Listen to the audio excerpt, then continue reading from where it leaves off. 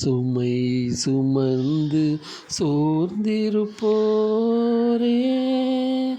வாருங்கள், நம் ஆண்டவர் அழைக்கின்றார்.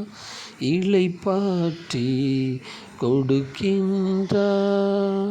சுமை சுமந்து சோர்ந்திருப்போரே,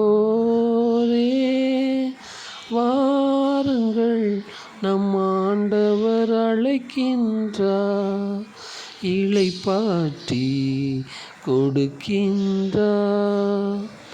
ஆணி கொண்டவும் காயங்களை அன்புடன் முத்தி செய்கின்றேன்.